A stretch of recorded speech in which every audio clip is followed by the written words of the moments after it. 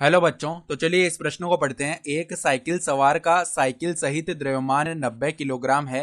यदि साइकिल की चाल 6 किलोमीटर प्रति घंटे से बढ़कर 12 किलोमीटर प्रति घंटे हो जाए तो गतिज ऊर्जा में वृद्धि की गणना कीजिए। ठीक है, तो हमें गतिज ऊर्जा में जो वृद्धि है उसकी गणना करनी है।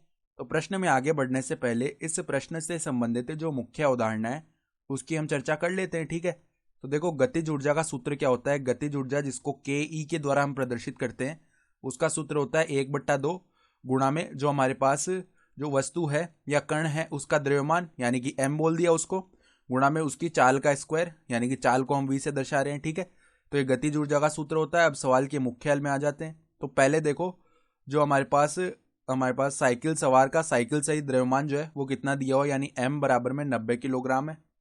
ठीक है, फिर उसकी जो प्रारंभिक चाल है वो कितनी है, प्रारंभिक चाल को वी आई लिख लेते हैं। वो कितनी आ रही है, 6 किलोमीटर प्रति घंटे। तो किलोमीटर प्रति घंटे को अगर मीटर प्रति सेकंड में बदलना है तो 5/18 से गुणा कर देते हैं और ये किस में बदल जाएगा, मीटर प्रति सेकंड में बदल जाएगा। तो 6 से देखो 18 3 बार विभाजित हुआ तो ये कितना आ गया हमारे पास, 5/3 मीटर प्रति सेकंड। ठीक है, इसी प्रकार अगर जो अंतिम चाल है वो क्या दी हुई है, 12 किलोमीटर प्रति घंटे। तो इसको अगर हम मीटर प्रति सेकंड में बदलेंगे तो 5/18 से गुणा कर देते हैं और ये मीटर प्रति सेकंड में आ जाएगा। तो 6 से विभाजित करेंगे, ये 2 बार हो जाएगा और ये 3 बार हो जाएगा। ठीक है, तो 2×5 = 10 होता है, तो 10/3 मीटर प्रति सेकंड ये आ गई हमारी अंतिम चाल। तो गतिज ऊर्जा में जो वृद्धि है, ठीक है, तो गतिज ऊर्जा में वृद्धि को डेल के से लिख लेते हैं। ये क्या होगी, जो अंतिम गतिज ऊर्जा है माइनस में जो प्रारंभिक गतिज ऊर्जा है। तो अंतिम गतिज ऊर्जा देखो क्या आएगी, 1/2 गुणा में एम गुणा में वी एफ का स्क्वायर माइनस में प्रारंभिक गतिज ऊर्जा 1/2 एम वी आई का स्क्वायर।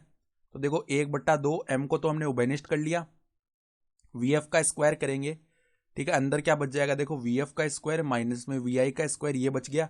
तो मान रख लेते हैं 1/2 एम यानी कि द्रव्यमान कितना है हमारा 90 किलोग्राम, तो गुणा में 90 आ जाएगा। ठीक है, और यहाँ पे गुणा में देखो वी एफ का स्क्वायर यानी कि देखो 10/3 का स्क्वायर किया तो 100/9 आ जाएगा।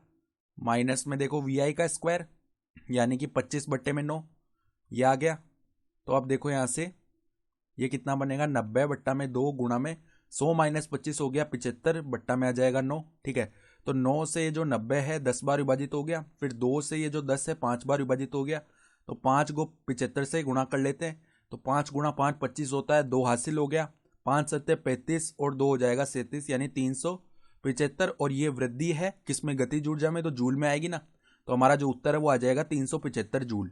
तो आशा करता हूं कि आपको ये प्रश्न समझ में आया होगा। धन्यवाद।